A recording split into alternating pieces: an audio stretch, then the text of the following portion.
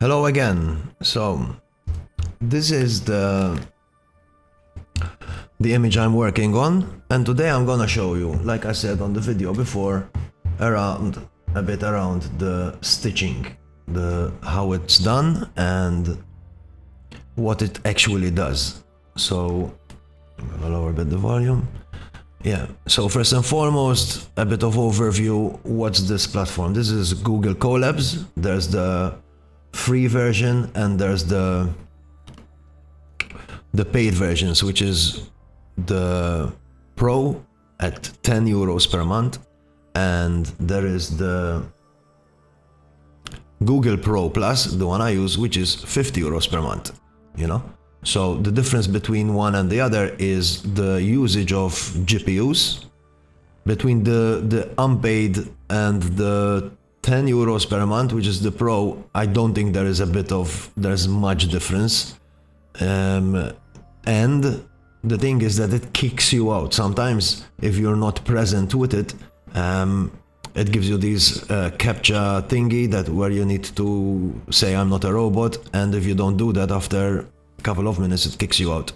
The Pro Plus, I've been on it 3 or 4 months now, and now on the fourth month started giving me the A100, which is 40 gigabyte of VRAM, and that's a beast of a GPU.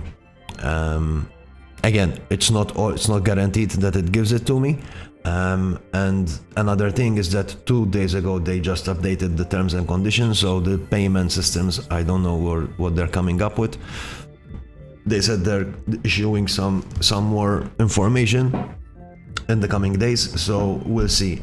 And rightly so. I mean, as always, the more people go in, there's more usage, there's more power, more resources. So I don't know if it's a thing of taking advantage or it's the way things run. I don't know. Sometimes I get confused about these things, but that's the way it is. But nonetheless, let's carry on with the video. By no means this is not a tutorial. So the idea here is to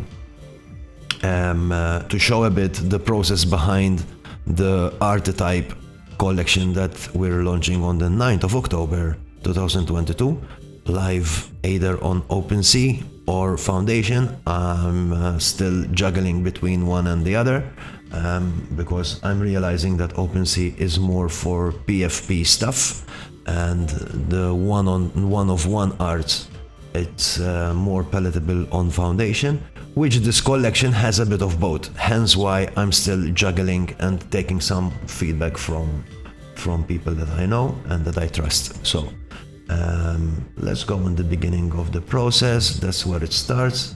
Now I show you a bit the notebook and the coding over there. Like in this particular notebook, I don't change anything. This is saved as a template because I want, of course, the consistency since it's a collection. So the energy of the motion in the pictures, it needs to be a bit more coherent. If I was working on one thing and something else which is completely different from the previous piece, I would change a bunch of stuff here in this code. This is the only part of the code that I understand, with the help of some dear friends of mine on Discord, LaserFox and Human. Human is the guy that writes this stuff. LaserFox and a bunch of other people help him out. So thank you very much. Here, as you can see, this one I've been working with the Tesla V100, which is 16 gig of VRAM. Not too bad. I mean, but again, when it's the A100, it chews through it. Even with the A100, it takes 4 to 5 hours. With this one, it takes between 6 to 8 hours. So it's a hefty. And the reason being, I don't know if you can see it properly here, is because I'm working on super high resolution. So it's 2048 by 2048. I could work on a lower resolution, then feed the image on another AI to upscale it, but I'd rather go a bit for more time and stitch it immediately on 2048. I find that the quality is much more crispier. So what's happening here,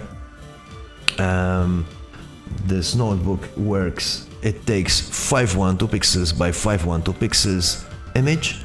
In this case, I will show you the prompt image, which is the same one that was on the other video, which is this one here, and it has these kind of intricate textures and super nice. By itself, the texture by itself, the prompt image by itself, it's already a piece of art. So, but then we stitch it into the fabric of this one. As you can see, this is the image that comes clean from Midjourney, upscaled from Midjourney through Topaz AI Gigapixel, like I showed last time. And I'll show you how it starts going into the process. The fun starts when there's these colors, and you can see it's fantastic. Later on, and another bit of a process, a bit more. Let's jump. As you can see, it takes time, man. You see, and now the stitching is getting into where there is the character. Yeah, this collection, it has, as I mentioned, it has the one-of-one attribute to it, which there's, of course, as it says, there will only be one available, and that's it. It's not there's going to be another one like it. And it's a piece of art. It's not just a PFP. Not to say that PFPs are not a piece of art. I mean, that's another conversation of its own. You know, it's a matter of preference. It's still a piece of art. But this collection has a bit of both. So, as you can see, this can be used as a PFP. What a PFP is, the profile picture, you know, as sometimes I use them. I tend to change my profile picture from time to time. And in the same time, it has the feeling that it is not a PFP.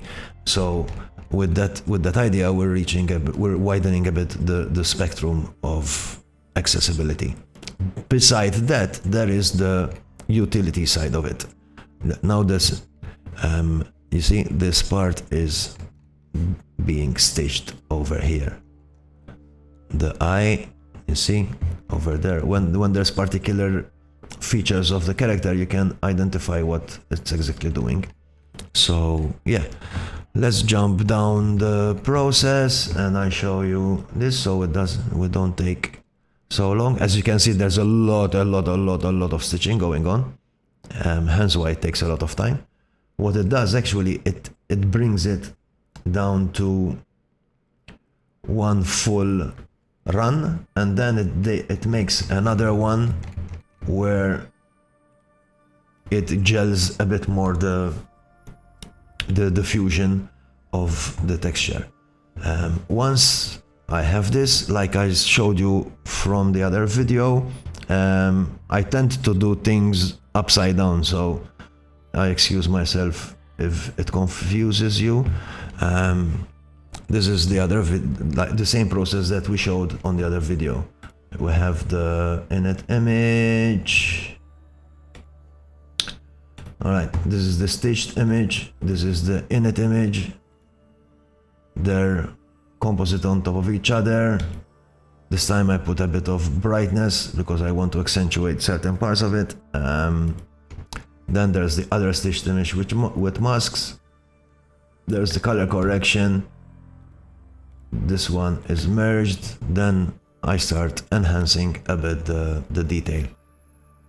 Once we're at the stage, I would like to talk a bit what's the concept behind the images, the paintings. It's not just the paintings are beautiful by themselves, yet there is a principle and there is a concept behind them. Hence why we're naming them archetypes. coming from the word archetypes, right? So we believe that from art, any kind of art, any expression of art, that's what we leave behind, and that's the tool that, especially in these days, this day and age, we can change a bit the mindsets and challenge a bit ourselves to look beyond the social structures that we are used to, which is happening anyway. So we look forward to somehow participate in this. Not somehow, we are participating into this super adventure, where, especially with the AI arts, that's one of the reasons why I let go of all the other ways of doing art and submerge myself into this tool. And yeah, I encourage you to join our Discord. There is the links in the description. Join the Discord, read our roadmap. These are going to be used as a kind of a tarot card. We're calling them power cards. So there will be a set of cards printed from these NFTs, which will be for sale.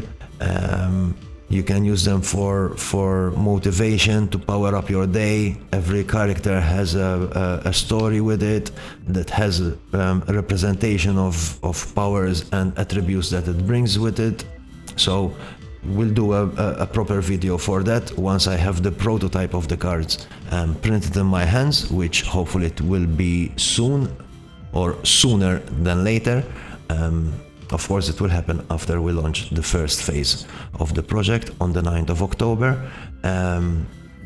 Yeah, something about the channel. The channel, we're using this behind the screens specifically for giving a bit of information how the process of doing the collection and the art pieces themselves. Yet there's another section of the YouTube channel where we're going to have Zoom meetings and conversations, a kind of a podcast, if you wish, with people, professors from universities, academics, artists, general public, on the topics of crypto, blockchain, NFTs, AI technology, AI arts, philosophy behind it, moralities, and all these kind of conversations. We feel it's super important at this stage, because we're moving rapidly into these kind of technologies and different social structures, including the metaverse.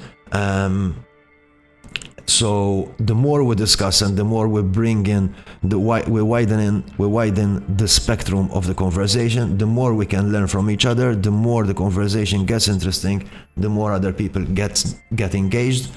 And the most important part of it for me is to be more creative and less fearful, so like that we can be more neutral in our decision making. So yeah, that's it for now, guys. A gentle reminder to help us out and subscribe to our channel and share it, of course, if you feel for it. And for now, that's it, and we'll see you in the next video. Actually, I will not see you, you will see me.